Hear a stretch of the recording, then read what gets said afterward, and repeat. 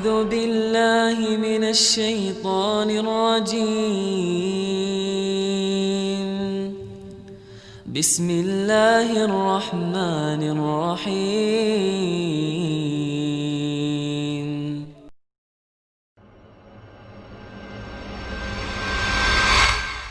Jadi jamaah, ada sebuah cerita tentang bagaimana seorang lelaki, subhanallah ya. Kakak kelas sana cerita dulu. Bicara nikah nggak harus punya pekerjaan tetap, tapi tetap bekerja. Biasanya kan orang tua bingung ngelihat, nah itu calon suamimu kerjaannya belum tetap, nah kata dia. Dia kerjanya serabutan. Alhamdulillah, yang penting mau bekerja. Rizki itu tidak harus dengan bekerja jamaah. Subhanallah, ada rizki dari arah yang tidak disangka-sangka. Yang orang gak akan berpikir, ya Allah kok bisa fulan dapat rizki itu. Itulah Ar-Razzaq Dzul Quwwatil Matin. Kembali ke cerita bagaimana seorang lelaki ketika dia mau melamar seorang wanita. Itu subhanallah. Perempuan itu setiap dilamar oleh laki-laki, yang lamar ini orang-orang sukses jamaah. Semuanya mundur.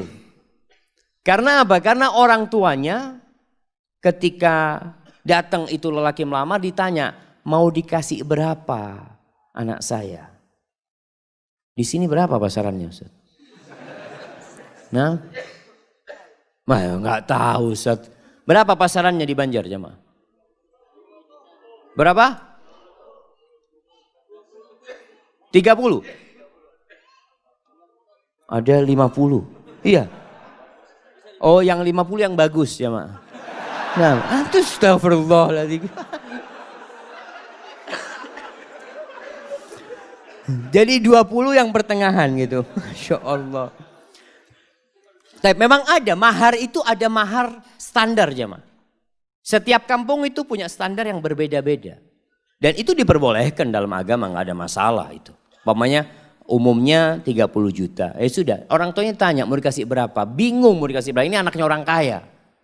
Akhirnya mundur semua. Datanglah seorang pemuda, dia dengar tentang anaknya fulan ini. Anaknya orang kaya ini.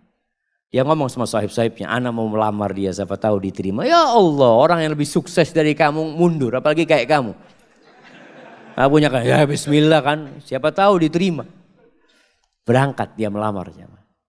Ini tidak harus cinta, tapi cocok. Berangkat dia. Sampai ke sana ngobrol sama calon mertuanya. Sama ditanya sama calon mertuanya. Mau dikasih berapa anak saya? Apa kata calon mertua, kata calon menantunya, bapak minta berapa? Oh Allah jamaah. Ini jamaah. Kamu jual saya beli. Minta berapa? Masya Allah. Karena dia memang makelar jamaah. Dia itu kerjanya makelar kemana-mana. Jadi ngomong gitu tuh biasa dia. Dia minta berapa bapak gitu. Waktu itu sebelum Krismon jamaah. Oh zaman ini ceritanya jamaah. Kata orang tuanya berapa? 15 juta nggak apa-apa kata dia. Cuma 15 juta paman kata dia. Subhanallah jamaah. Jangan paman. Masa anaknya Ami yang dari kecil Ami rawat ya. Ami besarkan, Ami sekolahkan cuma dihargai 15 juta. Ami anak kasih 1 miliar. Betul ini ceritanya jamaah. Tapi sekarang anak gak punya duit. Iya, memang dia gak punya duit. Artinya dia ingin ngasih gitu jamaah. Antum ketawa. Subhanallah jamaah. Subhanallah. Akhirnya ya sudah. Diterima jamaah. Itu keluar dari sana teman-temannya bingung. Kok bisa diterima kamu kata dia. Ada ceritanya kata dia. Masya Allah. Akhirnya menikah.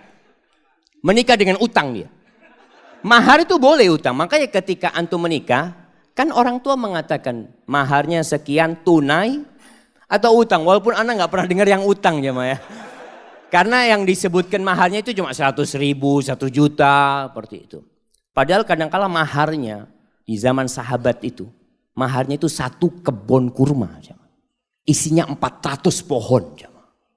Berapa miliar itu jemaah. Nah, itu bisa utang. Akhirnya menikah. Setelah menikah tetap kerjanya serabutan dia ya. Maklar, jual ini, jual itu. Dia punya utang 1 miliar. Subhanallah jemaah. Suatu saat dia cerita, mertuanya ini ngobrol sama menantunya yang kaya-kaya. Cuma satu yang miskin jemaah. Yang kaya-kaya. Ngobrol masalah durian jemaah. Oh Masya Allah durian yang enak, durian ini, itu macam-macam. Akhirnya si menantunya yang miskin ini minta izin. Paman, ana mau keluar dulu sebentar ya, kata dia. Akhirnya dia keluar rumah.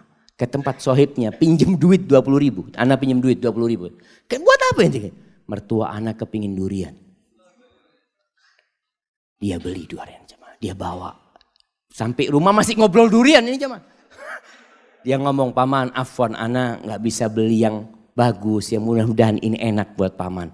Itu mertuanya langsung jatuh cinta sama menantunya nih jemaah. Yang kaya raya cuma ngomong doang durian. Ada langsung beli jemaah. Subhanallah jemaah. Antum itu kalau jadi menantu yang bener. Mertua ngomong durian berarti kepingin durian. Masya Allah jemaah. Ini akhirnya nih menantu jadi menantu kesayangan. Sampai kakeknya istri dia itu, neneknya pernah suatu hari karena sayangnya sama ini menantu ya. Baik menantu ini. Cuma duitnya memang gak banyak. Tapi dia mau kerja. Makanya ketika itu dia mengatakan lupa. Salah satu yang diucapkan kepada calon mertuanya ini. Paman ana sekarang gak punya duit. Tapi alhamdulillah Allah kasih anak akal bisa berpikir. Allah kasih anak lutut, anak bisa berjalan. Anak insya Allah akan lunasin hal itu. Subhanallah. Sampai suatu hari dia dipanggil sama neneknya istrinya. Kata neneknya, nak nenek ini punya duit 500 juta. Nenek mau kasih buat kamu. Subhanallah. Si menantu malu jemaah, janganlah nenek kalau mau kasih ke cucunya nenek. Biar nanti anak pinjam anak putar duitnya. Masya Allah. Antum ketawa, ini laki-laki terhormat jemaah. Artinya dia nggak mau terima, dia nanti mau pinjam sama istrinya. Kalau sudah punya istrinya dia bisa pinjam. Masya Allah jemaah. Akhirnya diberikan kepada istrinya, duitnya diputar, dia lunasin 1 miliar jemaah. Maka carilah lelaki tadi yang gak harus punya pekerjaan tetap. Masih banyak masyarakat Indonesia itu yang berpikir kalau cari pasangan hidup yang pegawai. Yang sudah punya gaji tetap. Jangan sama orang yang baru usaha kecil-kecil nanti bangkrut dia katanya. Kalau pegawai kan ada jaminan nanti. Ada jaminan masa tua macam-macam. Lah gak harus. Maka itu kriterianya. Allah Subhanahu wa taala mengatakan in yakunu fuqara yughnihimullah min fadlih wa ankihul ayama minkum wassalihin min ibadikum wa imaikum in yakunu fuqara yughnihimullah fadlih. Kalau mereka orang-orang fakir yang kalian nikahkan, Allah yang akan cukupi. Kejadian ini kejadian lain. Ada seorang wanita menikah dengan seorang lelaki karena dia sukses. Subhanallah, ketika suaminya bangkrut, minta cerai. Padahal sudah punya anak. Karena dia berpikir mau hidup senang dengan kekayaan. Wallahi jamaah ketahuilah. Kebahagiaan itu tidak didatangkan dari luar. Kebahagiaan itu tuh bukan di rumah yang mewah. Bukan di mobil yang mahal. La, kebahagiaan itu sesuatu yang ada dalam jiwa antum. Nerima. Irda bima qasamallahu lak takun aghnan nas. Kata Nabi SAW, ridholah engkau dengan apa yang Allah berikan kepadamu. Engkau akan jadi orang paling kaya, kata Nabi SAW. Tapi adapun kalau mau cari istri,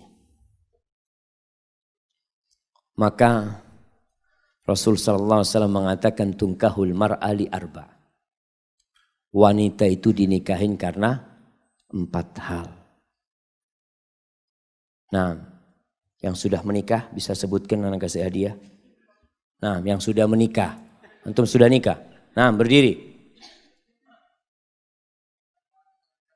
Karena kecantikannya. 4. Karena kekayaannya. Karena keturunannya, nasabnya.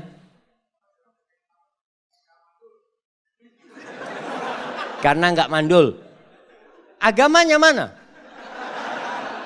Taib, tunggu dulu pertanyaannya. Antum menikahi istri antum nggak nyebutkan agama, berarti antum cuma 3. Kenapa antum nikahin istri antum?